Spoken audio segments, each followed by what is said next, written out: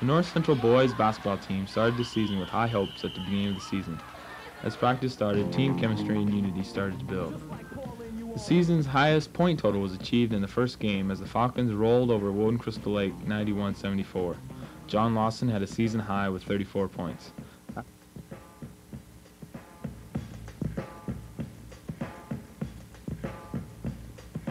After beating Sheffield Chapin Missouri Thornton, the Falcons met up with cross-county rival Northwood Kensett. A tough loss to the Vikings 44-61, and it was off to conference play.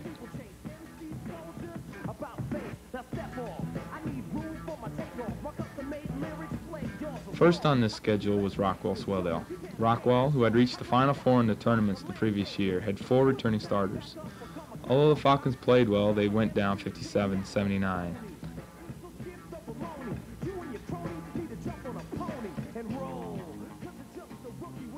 After losing to St. Ansgar, the Falcons bounced back and beat Riceville 83-57 in a very up-paced game.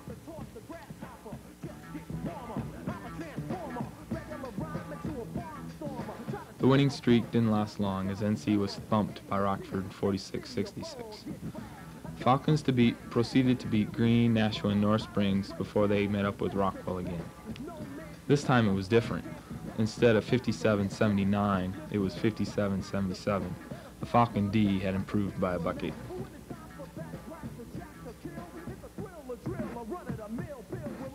The second time around was more or less the same. Wins over Riceville, Greene, and North Springs, and losses over Rockford, Rockwell, St. Ansgar, and Nashua. The final regular contest was against Ventura, and although the Falcons played well, they lost 78-95. After beating Lake Mills in the sectional opener, the team had to play Northwood for the second time in the season. Northwood, who would eventually make it to the state tournament, beat North Central by 3, 56-59. The loss concluded the season, finished the season with a 7-7 conference record and a 10-10 overall record. Post-season honors went to John Lawson and Chris Kloster. Lawson was selected to the first team all-conference, and Chris was selected to the second team. Both Lawson and Kloster had been selected to the same teams the year before.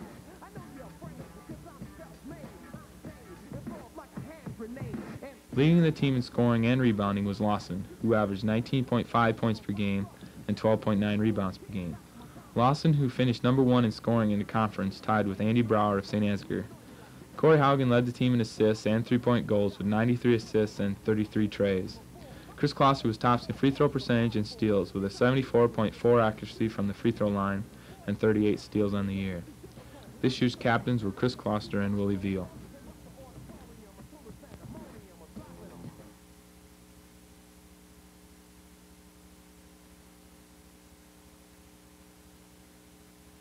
With the loss of 5 starting players, the 1989-90 girls basketball team overcame their loss by working hard and being determined not to let anything stop them from being the best they could be. With 3 players who were willing to make a commitment to being as good as they could be each time they played, we were able to maintain the record of 7-12. Molly McGuire showed her best out on the court by her great outside shot and free throw shooting by completing 190 shots and 73 free throws. Molly also added 273 points, but she added more than enough when she ended the season with 178 assists. Lori Helgeson was a very hard worker on the guard court and also in practice, where she showed her dedication and unselfishness by being a good leader to the underclassmen. She completed the season with 31 rebounds and 8 steals. Mitzi Brunsvold offered the team the enthusiasm they needed off and on the court. Being Mitzi's last year, she worked hard to end her basketball career on a high note by adding 10 rebounds. 2 players who were willing and ready to do what had to be done to make a positive contribution in the most difficult of games worked hard at not letting the loss of 3 starting guards by continually showing their talents in a tight situation by never giving less than 100% in practice and in games, were Carrie Newberger and Karen Beislein. Carrie led the guard court with 101 rebounds, 19 steals, and 4 block shots, which proved to the other guards that hard work does pay off.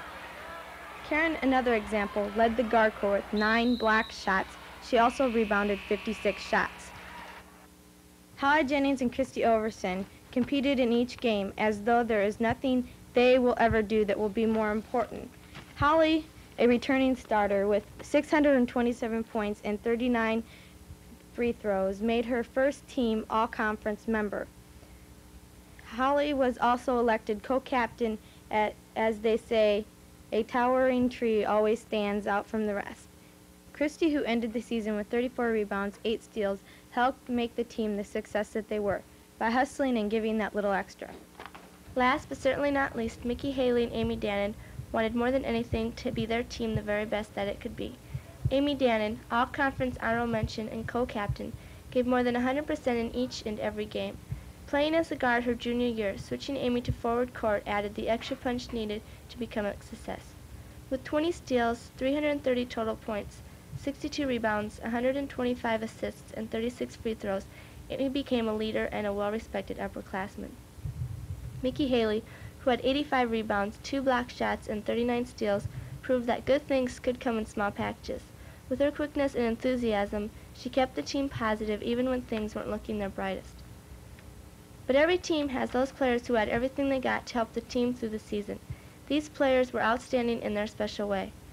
Coley had a guard, Dawn Stromley, Ann Fredrickson, Betsy Meyer, Heidi Jennings, and Jen Caduce definitely backed up the team with their support by making sure everyone was pumped up before entering the basketball court.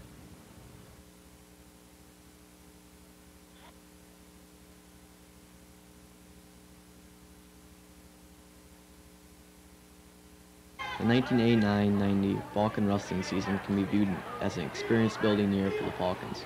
The few numbers out for the sport, coupled with the fact that the squad was made up of freshmen and sophomores, made the job of Coach Fuchs one of the toughest he had faced. Only 3 seniors and 1 junior, all returning letter winners, were the team leaders.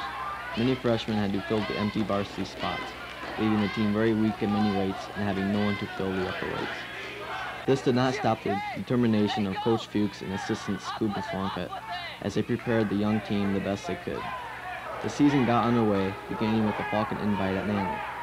The squad had many holes in their lineup as 160, 171, and heavyweight were left open. The tournament was a good start for the young team, as at least everyone won a match. Only 3 wrestlers won their first round matches, and 2, John Smith at 119 and Will Smith at 103, made it to the finals and earned second place finishes. Will, a freshman, was beaten by a very experienced Chad Whitecotton, who was in the finals the previous year. John, severely hampered by injuries, was beaten 9-1 by Rob Meister, whom he beat in the district finals later that year. As the season slowly moved along, the squad was getting smaller and smaller. Injuries took their toll, taking out team captain John Smith for half the season. The team was beaten again and again as the inexperience of the wrestlers showed through.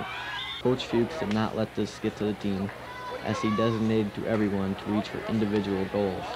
Will Smith showed this by placing high in tournament after tournament and winning important matches in dual meets. Mark Oldman also showed progress by beating more experienced and stronger wrestlers. Chad Kimmich also had fine performances against superb wrestlers, although being hampered by injuries to both knees. This didn't stop Chad, as he was known as a fighter of the team and never giving up. All 3 of these wrestlers held winning records by mid-season, a rare thing in the young team. Things started looking up, however, after mid-season, as a fired-up John Smith returned to the mat, as well as senior Dave Navratil. Dave, at 152, faced some of the toughest wrestlers around, as 152 was a very strong weight during 1989-90. John Smith also faced very tough opponents at 119. John, a senior, showed times of inexperience also. 2 years from the mat really hurt John when he needed to rely on experience.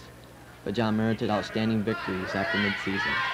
The team was making major progress after mid-season, as one of the bright spots was the Eldora tournament, with 5 wrestlers placing. Will Smith, 103, reached the finals and had a tough loss in the last seconds to earn second place. John Smith wrestled a superb match against Aaron Blackburn in the finals, controlling the entire match and winning 5-3.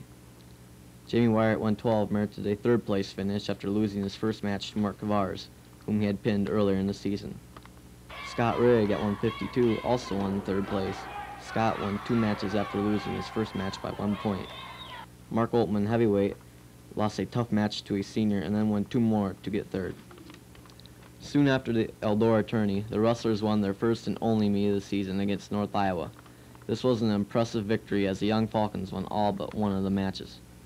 After dropping a duel to Green, the Falcons entered the conference tourney Even though the day was full of disappointments, one wrestler stood out from all the rest, John Smith. He had the toughest bracket in the tournament, 4 state qualifiers in all. John made it to the finals with a tough match against Corey Mullenbach of St. Ansgar and faced Jason Agnich of Nashua. The match proved to be the most exciting match of the day as the score was tied at the 5:30 mark of the match. John got the impressive victory by letting Agnich escape for 1 point and then in a flurry threw him to his back for the pin. The next duel the Falcons had a slim chance to win was the Northwood duel, but holes in the lineup hurt the Falcons as 4 upperweights went to Northwood. The regular season ended up a disastrous 1-11, but the second half of the season was just beginning. The sectional tourney was filled with glory and disappointment. John Smith won the tournament with a decision over Jay McDonough of Norris Springs. John was hurt by his recurring injury, but still mustered up the win. Dave Navratil lost a heartbreaking second-round match to Eric Trees of Green. Dave ended up the season with an admirable 12-7 record. Perhaps the match of the day was Will Smith's wrestleback against Peterson of Lake Mills. Peterson had beaten Will twice before in the season and was looking to beat him again. But Will caught him in a devastating headlock 3 times and almost pinned him.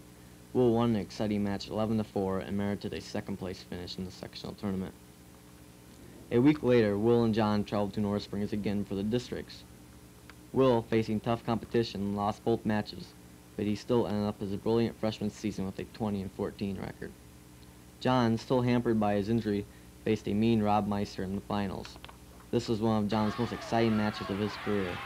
With John trailing 1-3 in the third, Meister started to stall. John forced Meister to retreat, and Meister was penalized 2 points before the regulation time was up. In the first period of overtime, John shot up under Meister's arms and with a body lock threw him to the mat for the pin.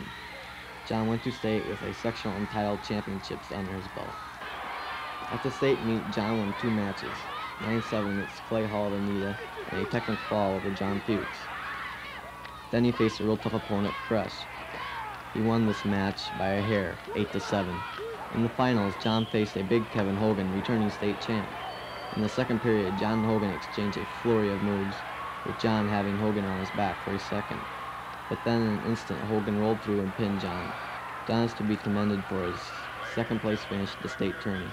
He ended his season at 21-4. The young Falcons ended their disappointing season at 1-11, but some NC wrestlers had outstanding individual performances and accomplishments. John Smith, at 119, 4-year letter winner and 2-time state place finisher, ended his high school career with a season record of 21-4. Will Smith, at 103, finished his freshman year with a 20-14 record. Will was a leader in the team points with 92, falls with 9, takedowns with 33, and had 13 escapes. Will is a promising hope for the future. Chad Kimmich, at 130, will be one to watch next year, as he will return as a 3-year letter winner. He had an 18-6 record and also had 9 falls. Senior Dave Navratil, at 152, finishes his career also. He had a 12-7 record and led the team with 14 3-point near falls. Sophomore Mark Altman also had a fine season at 189 in heavyweight with a 14-9 record and pinned 9 opponents. Next year will be a tide turner as the young Falcons will be more experienced and ready to wrestle.